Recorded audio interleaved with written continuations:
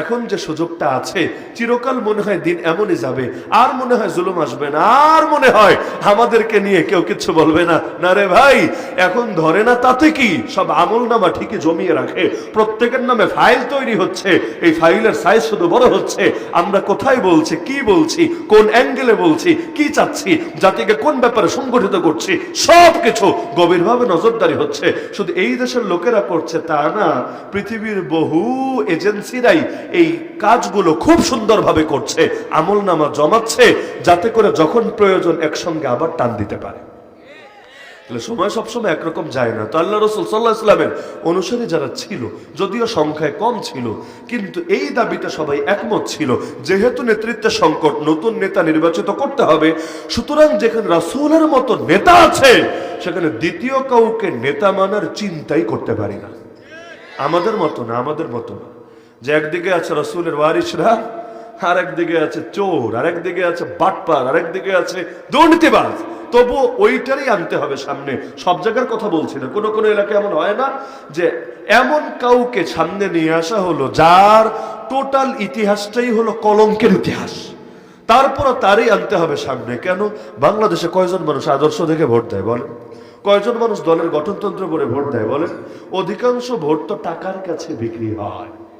যেগুলো টাকার কাছে বিক্রি হয় না, ওগুলো মিথ্যা ওয়াদার কাছে বিক্রি হয়।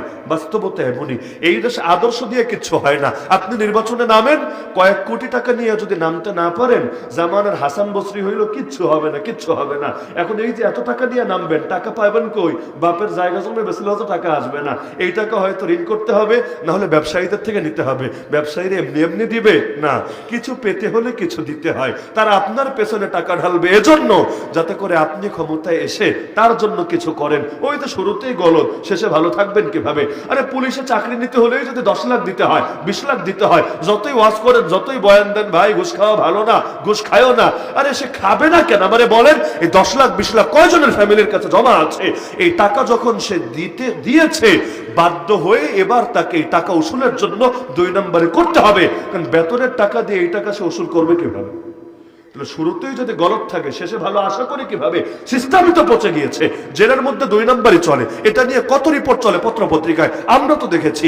এক কেরানীগঞ্জ মানে ঢাকা কেন্দ্রীয় কারাগারে শুধু অন্য কারাগার থেকে এখানে বদলি হবে, এর জন্য সাধারণ কারারক্ষী মানে জেল গার্ড, এরা পর্যন্ত কেউ 2 লাখ, কেউ 4 লাখ, কেউ 6 লাখ টাকা পর্যন্ত ঘুষ দিয়েছে, ঘুষ দিয়ে এসেছে।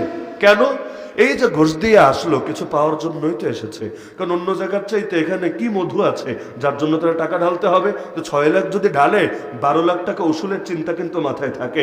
এজন্যই দেখা যায় বাংলাদেশে এখন রাস্তাঘাটেও যারা ডিউটি পালন করে প্রতিদিন, আমরা আগে এত জ্যামে পড়ি নাই, ইদানিং যে পরিমাণ জ্যামে পড়ছে। কেন? কারণ যাদের দায়িত্ব ঠিকভাবে দায়িত্ব পালন করছে না, এটাই বাস্তবতা। কেন? আপনাদেরকে দ্বিমত আছে এর সাথে? আজকেও মাহফিলে, আজকে কেন একদিনও বলতে গেলে এখন মাহফিলে আগের মতো টাইম টেবিল রক্ষা করে যেতে পারি না, আগে আগে গিয়ে বসে থাকতাম। আর এখন মূল টাইমে রক্ষা করা যায় না, আরো দেরি হয়। কেন? কারণ যাদের দায়িত্ব পালন করার কথা, দায়িত্ব ঠিকভাবে পালন করে না। হ্যাঁ, অফিসে তো হাজির থাকা লাগবে, নাহলে বেতন পাবে না, দাঁড়ায় থাকে এক কোনায়, মুখের মধ্যে হাসি থাকে না। আগে নুরানি হাসি লেগেই থাকতো।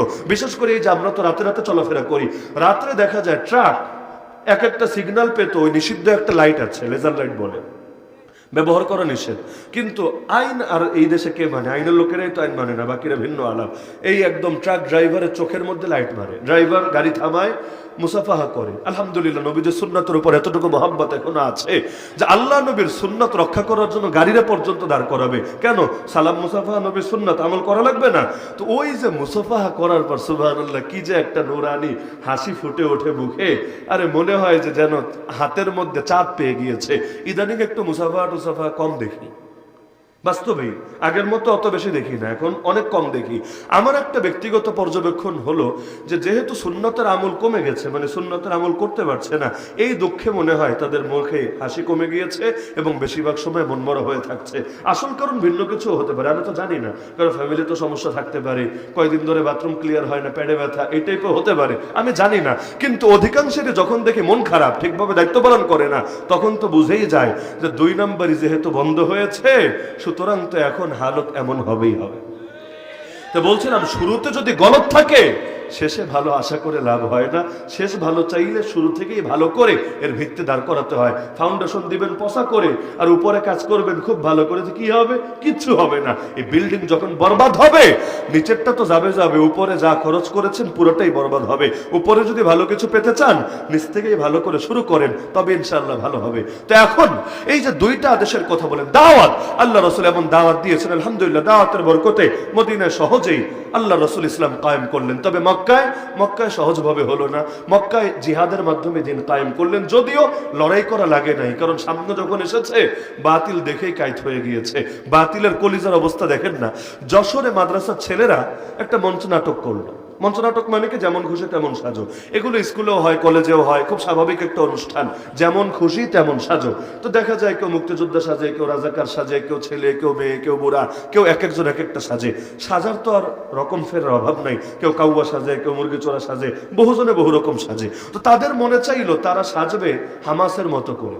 তো একজন আবু উবায়দা সাজলো, দুই পাশে দুইজন দাঁড়ায় গেল। হ্যাঁ, আপনি এই প্রশ্ন তুলতে পারেন যে যেহেতু এটা নাটক করেছে, অভিনয় করেছে, অভিনয়টা শতভাগ পারফেক্ট হয়েছে কিনা। কারণ অভিনয় 10 জনে করলে হুজুররা 10 জনের 1 নম্বর পুরস্কার দিবে না, 10 জনের মধ্যে একজন 1 নম্বর পুরস্কার দিবে। কাদেরকে দিবে? যাদের অভিনয়টা অ্যাকুরেট হয়েছে, পারফেক্ট হয়েছে। তো আপনি প্রশ্ন তুলতে পারেন ওর সাজসজ্জাটা পুরো পারফেক্ট হয়েছে কিনা, বক্তব্যের ধরনটা, ওর ল্যাঙ্গুয়েজ, ওর বডি ল্যাঙ্গুয়েজ সবকিছু ওদের মতো হুবহু হয়েছে কিনা, এই প্রশ্ন তুলতে পারেন। লেকিন প্রশ্ন উঠলো কি নিয়ে? একেবারে ইন্ডিয়া থেকে শুরু করে পশ্চিমা বিশ্ব সবার দেখা যায় লাইন ডাইরেক্ট হয়ে গিয়েছে। এমন এক অবস্থা। আরে বাংলাদেশে শাইখুল মাশায়েখ আল্লামা ডক্টর ইউনূসের নেতৃত্বে মনে হয় ইসলামী জঙ্গিবাদের উত্থান হচ্ছে, এমন ভাবে রিপোর্ট করা শুরু করেছে, মনে হয় যেন ইন্ডিয়া বাংলাদেশ এখনই দখল করে ফেলবে। কি দিয়ে? ওই যে দুই পাশে দুইটা ছেলে দাঁড়িয়েছে, ককশিট দিয়ে বন্দুক বানিয়েছে নাটক করার জন্য। ককশিট বুঝেন না? ওই দোকানের খেলনা প্লাস্টিকের বন্দুকও না, যেটাকে দেখতে অরিজিনালের মতো লাগে, ককশিট দিয়ে বানিয়েছে। এইরকম দুইটা বন্দুক দেখেই যাদের লাইন ডাইরেক্ট হয়ে গিয়েছে, ওরা যদি আসলটা দেখে ওদের অবস্থা কি হবে? তাহলে হ্যাঙ্কারেঙ্গা ট্যাঙ্কারেঙ্গা বলতে বলতে মুখে ফেনা তুলে ফেলে, তো কলিজার অবস্থা এতটা দুর্বল, ককশিটের বন্দুক দেখেই সব কিছু যায় ডাইরেক্ট হয়ে। আরে আমাদের আলেম ওলামারা কারাগার থেকে বের হলো, এমন একজন আলেমও বের হলেন, 11 বছর জেল খাটলেন, আল্লাহর বান্দা কারাগারে থাকা অবস্থায় স্ট্রোক করলেন, এখনো এই অবস্থা, ঠিকভাবে হাঁটতে পারে না। ডাক্তার বলেছে আর কিছুদিন যদি জেলে থাকতো, ট্রিটমেন্ট না পেতো, হাঁটু থেকে পা কেটে ফেলা লাগতো, কারণ এই পরিমাণ সমস্যা হয়েছে, পায়ে রাখা যেত না, কেটে ফেলা লাগতো। এখনো সিঁড়ি দিয়ে চলতে পারে না, দুইজন দুই পাশে ধরে ধরে উঠাতে হয়। কিন্তু মাত্র কারাগার থেকে যেদিন বের হলো, ইন্ডিয়া রিপোর্ট করতে শুরু করলো, ছোটা লাদেন আ গায়া। আরে ভাই, একজন স্ট্রোকের রোগী, একজন মাজুর মানুষ, তাকে দেখেই যদি মনে হয় ছোটা লাদেন, তাহলে যেদিন সবাই নামবে কাফনের কাপড় গায়ে দিয়ে, সেদিন তোদের কাছে কি মনে হবে আল্লাহ ভালো জানে। বাস্তবতা এটাই, যেই বনে সিংহ থাকে না, ওই বনে শিয়াল হয়ে যায় রাজা।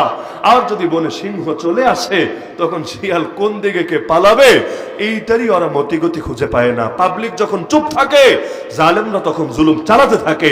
একবার যদি জাগে কি হয়, এটা আমার বলা লাগবে না, গোটা বাংলাদেশ দেখেছে আলহামদুলিল্লাহ।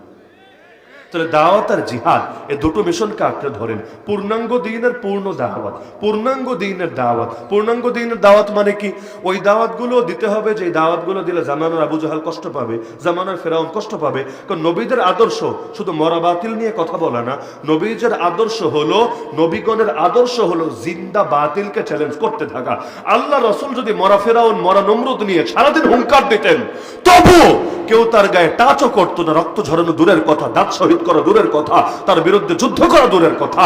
আল্লাহ রসুল তার জামানার ফিতনা যেগুলো ছিল, সে আবু জাহাল, সে আবু লাহাবের বিরুদ্ধে যখন কথা বলেছেন, তখন ঠিকই তার উপর জুলুম হয়েছে।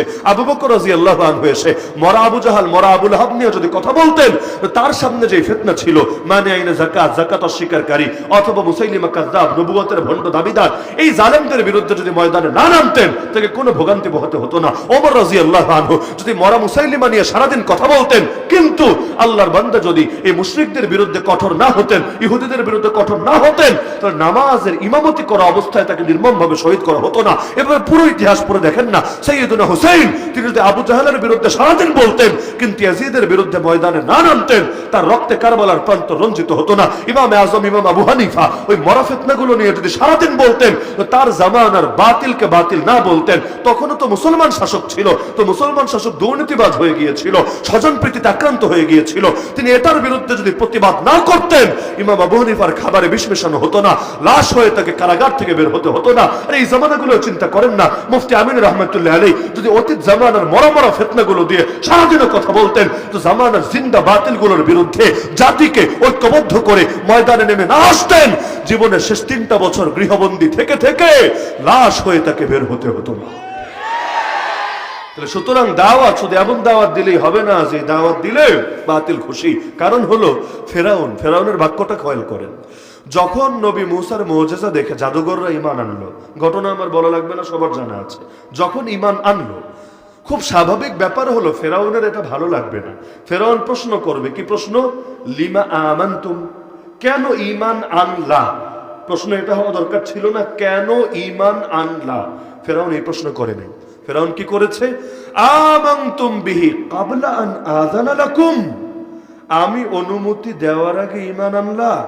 বাক্য খেয়াল করে, কেন ঈমান আনলা এটা প্রশ্ন না, আমি অনুমতি দেওয়ার আগে ঈমান আনলা এইটা নিয়ে প্রশ্ন। মানে কি?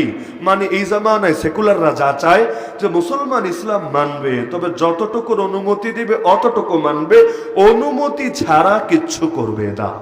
এখন অনুমতি দিবে নামাজের, অনুমতি দিবে রোজার, অনুমতি দিবে হজের, কিন্তু অনুমতি দিবে না দিন কায়েমের, অনুমতি দিবে না জিহাদের, অনুমতি দিবে না বাতিলের বিরুদ্ধে প্রতিবাদের। কেন? কারণ অ্যান্টিভাইরাসকে কিভাবে ভাইরাস অনুমতি দিতে পারে? অনুমতি নিয়ে নিয়ে যদি দিনের কথা বলা লাগতো, আল্লাহ রাসূল কিভাবে মক্কায় দিন প্রচার করতেন? আমাকে বলেন, মক্কার নেতারা তো তার ফেভারে ছিল না, তার অ্যান্টি ছিল।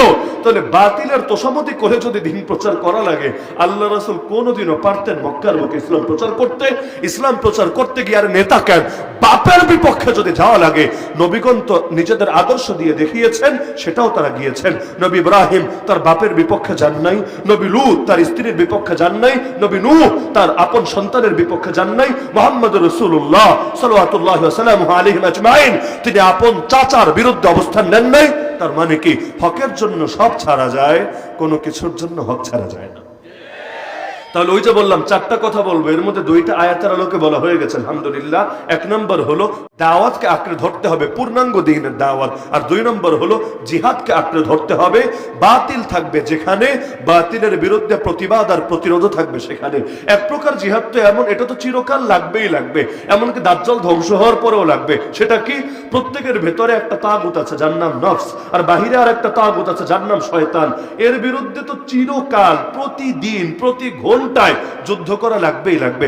এমনকি সারা দুনিয়ায় যদি খেলাফত কায়েম হয় তাও লাভ নাই, আপনার এই লড়াই ঠিকই করতে হবে। এই লড়াই থেকে বসে থাকার কোনো সুযোগ নাই। আর 3 নম্বরে হলো মানুষের মধ্যেও যদি কোনো তাগুত তৈরি হয় যে নিজেদের মুখের ফুৎকারে আল্লাহর নূরকে নিভায় দিতে চায়, তাহলে ওর বিরুদ্ধেও তো লড়াই লাগবে। কারণ আল্লাহ বলেছে লড়াই চলবে ততদিন, ফিতনা থাকবে যতদিন। ওয়াকাতিলুহুম হাত্তা লা তাকুনা ফিতনা, যেদিন দুনিয়া ফিতনা মুক্ত হবে সেদিন লড়াইয়ের গুরুত্ব হারায় যাবে। আপনাদের কি ধারণা দুনিয়ায় ফিতনা আছে না গেছে? প্রতিদিন ফিতনা কমছে না বাড়ছে? ফিতনা যতদিন থাকবে, ফিতনার বিরুদ্ধে জান দিয়ে, মাল দিয়ে, জবান দিয়ে, সবকিছু দিয়ে হর রকমের জিহাদ করা লাগবেই লাগবে।